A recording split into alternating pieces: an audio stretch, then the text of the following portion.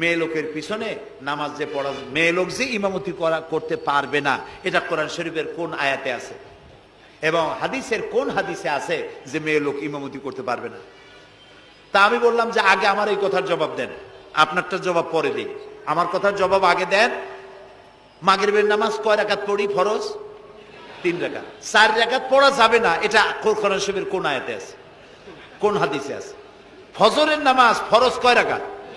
3 রাকাত পড়া যাবে না, অথবা 4 রাকাতও পড়া যাবে না, এটা কোন হাদিসে আছে, কোন আয়াতে আছে?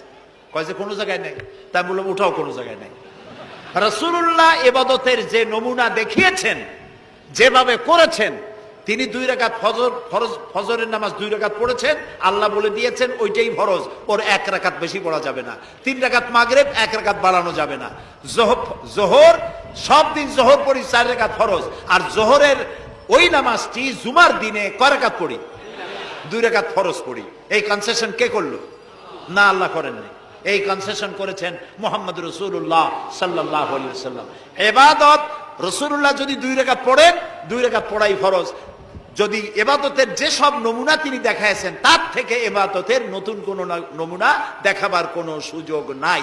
মহিলাদের আল্লাহ পাক এই পৃথিবীতে একজন মেয়ে লোককে নবী বানান নাই। বানিয়েছেন?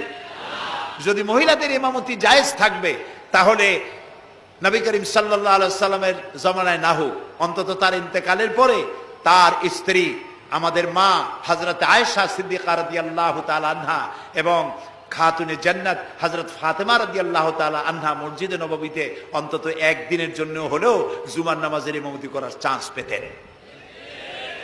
সুতরাং ইসলামে নাই, ইতিহাসে নাই। এগুলি হচ্ছে ইসলামের বিরুদ্ধে পরিচালিত যত ষড়যন্ত্র বর্তমান যুগে শুরু হয়েছে, এটাও তার আরেকটি ষড়যন্ত্র ইসলামের বিরুদ্ধে।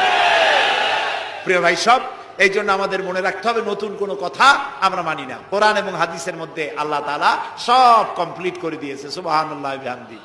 এই জন্য আল্লাহর হুকুম এবং আহকামকে মানা, এই 4টি কাজ, এই 4টি শর্ত যদি পরিপূর্ণ করতে পারি, তাহলে আমরা পুরোপুরি মুসলমান। মিথ্যা কথা বলা যাবে না, ওজনে কম দেওয়া যাবে না, খাদ্যে ভেজাল দেওয়া যাবে না, মদ জুয়ার কাছে যাওয়া যাবে না, জেনা ব্যভিচারের কাছে যাওয়া যাবে না। সকল ব্যাপারে আমাদেরকে ঐক্যবদ্ধ থাকতে হবে ইসলামের উপরে। আমরা বলি আলহামদুলিল্লাহ।